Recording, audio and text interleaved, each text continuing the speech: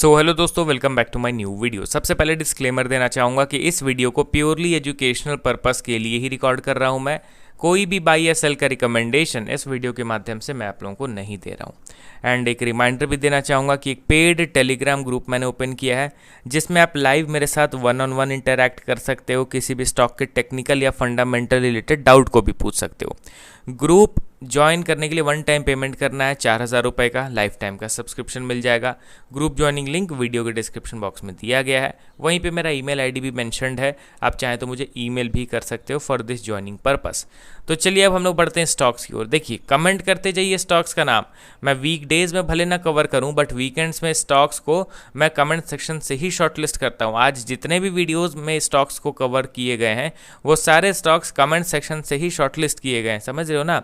तो चलिए बढ़ते हैं अब स्टॉक्स की ओर। पहला स्टॉक हमारा लिस्ट में आपके सामने है महिंद्रा एंड महिंद्रा लिमिटेड। 3137 के लेवल पे ट्रेड कर रहा है। देखिए दोस्तों, हालांकि ये स्टॉक तो अभी के टाइम पे मुझे बहुत ज़्यादा प्रॉमिसिंग लग रहा है ऑटोमोबाइल इंडस्ट्री में। ऑटोमोबाइल सेक्टर में जितने भी स्टॉक्स हैं ना, उसमें सबसे ज़्यादा फोकस मेरा इस पर्टिकुलर स्टॉक में। ऐसा क्यों मैं कह रहा हूँ, सबसे पहला चीज़ ध्यान दीजिए कि अभी के टाइम पे ये अच्छा खासा अंडर वैल्यूड के कैटेगरी में है। इसका पी रेशियो आप देखोगे तो अर्निंग के कंपैरिजन में नो डाउट बिल्कुल भी तेज़ी नहीं आई है।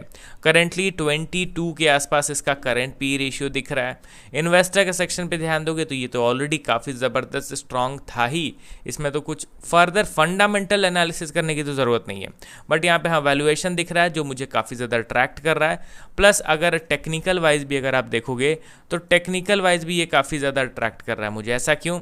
सबसे पहले चीज़ आप ध्यान दीजिए कि 2024 के मिड से स्टॉक कंसोलिडेशन स्टार्ट करता है एंड उस कंसोलिडेशन के बाद ये ब्रेकआउट देता है। बट ब्रेकआउट के बाद जैसा तेज़ी आना चाहिए था वैसा तेज़ी आया नहीं, एट द एंड ये दोबारा नीचे गिर गया, समझ रहे हो ना। एंड आप ध्यान दीजिए दोस्तों, एक कॉन्सेप्ट मैं आपको बताता हूँ कि अगर कोई स्टॉक अपने रेजिस्टेंस लेवल का ब्रेकआउट देता है तो ऑब्वियसली काफ़ी अच्छी तेज़ी आती है। बट अगर वो ब्रेकआउट फेल कर जाता है ना, तो जिस तरीके का तेज़ी आप ऊपर की ओर एक्सपेक्ट कर रहे थे ना, उतना ही शार्प मोमेंटम के साथ फिर ये नीचे की ओर भी गिरने लगता है। ये ब्रेकआउट फेल में इसी तरीके का सिचुएशन होता है एंड अल्टीमेटली यहाँ पे लोग बुरी तरीके से ट्रैप हो जाते हैं। अब आप यहाँ पे देखिए कि जो चीज़ मैंने आप लोगों को एक्सप्लेन करा अभी, उसके अकॉर्डिंगली क्या कुछ बिहेवियर हुआ है? बिल्कुल हाँ। ब्रेकआउट के बाद जिस तरीके का तेज़ मोमेंटम हम लोग एक्सपेक्ट कर रहे थे, क्या वैसा मोमेंटम हुआ है? नहीं हुआ है। तो जब वैसा मोमेंटम नहीं हुआ है तो उसके बाद फिर एग्रेसिव सेलिंग आना चाहिए था। क्या एग्रेसिव सेलिंग आया? Obviously not. यहाँ पे स्टॉक में एग्रेसिव सेलिंग भी नहीं आया है ब्रेकआउट फेल होने के बाद। इसका मतलब क्या है कि ये अभी मोमेंटम पेंडिंग है, ये सेलिंग में नहीं गया, इट मीन्स मोमेंटम पेंडिंग है। यहाँ पे ज़बरदस्त तेज़ी हमें देखने को मिलने वाली है। इस कंडीशन के हिसाब से इस स्टॉक को मैं थोड़ा सा ज़्यादा अभी फोकस में लेके चल रहा हूँ, क्योंकि यहाँ पे मोमेंट मतलब ब्रेकआउट के बाद उतना तेज़ी नहीं आया तो उतना सेलिंग भी नहीं आया, इसके लिए मैं इसको फोकस में रख रहा हूँ। एंड जितना बड़ा कंसोलिडेशन जोन होगा उतना ही शार्प ऊपर की ओर तेज़ी हम लोग एक्सपेक्ट करके चलेंगे, उतना ही हम लोग लंबे समय तक बुलिश मूव एक्सपेक्ट करके चलेंगे। तो ये सारी पॉइंट्स को भी आपको ध्यान रखना है। तो इसीलिए अभी के टाइम पे ऑटोमोबाइल इंडस्ट्री में ये पर्टिकुलर स्टॉक मुझे बहुत ज़्यादा प्रॉमिसिंग लग रहा है। हालांकि आप अपना एक बार पॉइंट ऑफ व्यू बताइए, अपना ओपिनियन शेयर कीजिए कि ऑटोमोबाइल इंडस्ट्री में अभी कौन सा स्टॉक आपको ज़्यादा प्रॉमिसिंग लग रहा है। ठीक है, तो पहला स्टॉक तो मैंने डिस्कस कर लिया। अब चलिए बढ़ते हैं हम लोग अगले स्टॉक की ओर। हमारे लिस्ट में आपके सामने है हैवेल्स इंडिया लिमिटेड। करेंटली देखा जाए तो ये स्टॉक 1181 के लेवल पे ट्रेड कर रहा है। अब इस स्टॉक का तो ज़्यादा डिस्क्रिप्शन देने की ज़रूरत नहीं है, हम सभी लोगों को पता है फास्ट मूविंग इलेक्ट्रिकल गुड्स में इंडिया की लीडिंग कंपनी है ये, एंड इंडिया की one of the largest manufacturer भी है for this particular products. And यहाँ पे इसके एक बार वैल्यूएशन के ग्राफ को मैं दिखाना चाहूँगा।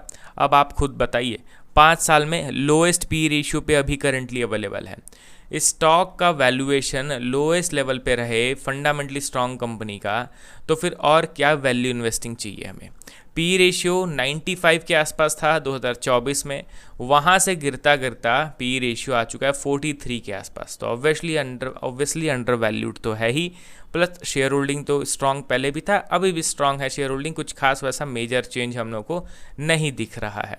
अब यहाँ पे डायरेक्टली इनके टेक्निकल पार्ट को मैं कवर करता हूँ, तो आपको पता चलेगा कि क्यों मैंने इसको अपनी वीडियो में इंक्लूड करा है। देखिए फंडामेंटली स्ट्रांग है, यहाँ पे वैल्यूएशन ज़बरदस्त ड्रॉप कर चुका है। ये सारे पॉइंट्स को देखने के बाद आप ये देखिए कि ये स्टॉक ऑल टाइम हाई से कितना नीचे गिर गया, 45%।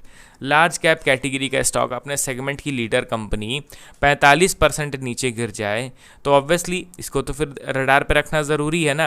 अब गिरता गिरता ये अपने मेजर सपोर्ट पे आ गया, ये चीज़ आप देख रहे हो ना, ये इसका मेजर सपोर्ट है, गिरता गिरता ये वहाँ तक आ गया। अभी तक कुछ भी प्राइस एक्शन नहीं बना, बट मैं अपना स्ट्रेटेजी आपको बताता हूँ। इस कंडीशन में क्या होता है ना कि मैं प्राइस एक्शन देखे बगैर कुछ क्वांटिटी ऐड करता हूँ, क्योंकि सिर्फ प्राइस एक्शन ज़रूरी नहीं होता है। प्राइस एक्शन मैं मानता हूँ मूव्स को प्रिडिक्ट करने में मदद करता है, बट आप ये भी ध्यान दीजिए कि प्राइस एक्शन जब तक फॉर्म होगा ना, लोअर लेवल से थोड़ा बहुत वो रिकवर कर चुका रहता है। अब इस कंडीशन में क्या है कि ये मुझे फंडामेंटली स्ट्रांग लगता है, कंपनी बहुत बड़ी है, रिजल्ट्स लगातार अच्छे आ रहे हैं, पी रेशियो अच्छा खासा ड्रॉप कर चुका है, तो ये सारी चीज़ें कंपनी के फेवर में है। तो इसीलिए इस बेसिस पे मैं सिर्फ इन फंडामेंटल बेसिस पे कुछ क्वांटिटी ऐड करूंगा एट मेजर सपोर्ट लेवल, क्योंकि इस सपोर्ट को तोड़ के और फर्दर 30-40% नीचे गिर जाए वो तो मैं एक्सपेक्ट करके नहीं चल रहा हूँ, वो मेरा एक्सपेक्टेशन नहीं है। हालांकि आप लोग सोच सकते हो, बट मैं क्या सोच रहा हूँ वो चीज़ मैं आप लोगों को बता रहा हूँ, ठीक है। तो अब इस करंट सपोर्ट पे मैं कुछ क्वांटिटी बाई करूँगा क्योंकि अपने मेजर सपोर्ट पे आ चुका है, एंड फिर बाकी के shares after formation of bullish price action. तो हेवेल्स इंडिया भी अभी मुझे काफ़ी ज़्यादा प्रॉमिसिंग लग रहा है। अगला स्टॉक हमारे लिस्ट में आपके सामने है गरवारे हाईटेक फिल्म्स लिमिटेड। अब इसको अगर देखोगे तो 6875 के लेवल पे करंटली अवेलेबल है। मार्केट कैप 15,000 या अप्रॉक्स 16,000 करोड़ का है। यहाँ पे ध्यान दीजिए, जिस हिसाब से इनके अर्निंग्स बढ़े उस हिसाब से स्टॉक में तेज़ी भी आई है, वैल्यूएशन इन लाइन है, इन अंडर वैल्यूड तो कतई नहीं है, बट हाँ शेयर होल्डिंग पैटर्न में ज़बरदस्त स्ट्रेंथ दिख रहा है। पब्लिक का शेयर होल्डिंग 37 से गिर के 30% हो गया। बड़े प्लेयर्स का इन्वेस्टमेंट हम लोगों को बढ़ता हुआ दिखाई दे रहा है। अब यहाँ पे टेक्निकली इसके चार्ट को देखोगे तो ओवर स्ट्रेस्ड होने के बाद पीक लेवल पे ट्रेड कर रहा है, देख रहे हो ना, टॉप लेवल पे। यहाँ पे लोअर लेवल पे जिन्होंने बाई किया वेल एंड गुड, रैली को आप एंजॉय कीजिए, एंड अभी तक कुछ खास वैसा वीकनेस टॉप लेवल पे दिख भी नहीं रहा है। यहाँ पे सिर्फ एक चीज़ है, रैली को हम लोग एंजॉय कर सकते हैं, no fresh buying for at current market price, क्योंकि पीक लेवल पे है। एक टाइम आने के बाद प्रॉफिट बुकिंग तो होना ही है फ्रॉम शॉर्ट टर्म प्लेयर्स। अब यहाँ पे यहीं से नीचे गिर जाएगा प्राइस एक्शन बना के, या थोड़ा ऊपर जाके गिरेगा, कोई नहीं बता सकता। तो यहाँ पे करेक्शन के चांसेस थोड़े ज़्यादा इंक्रीज हो रहे हैं rather than fresh investment level. तो इसीलिए इसको अभी मैं इग्नोर कर रहा हूँ, सिर्फ इन्वेस्टमेंट के तौर पे मैं वेट करूँगा, एंड रैली इन्जॉय करने की बारी है जिन्होंने लोअर लेवल पे अच्छे एनालिसिस के बाद बाई किया है।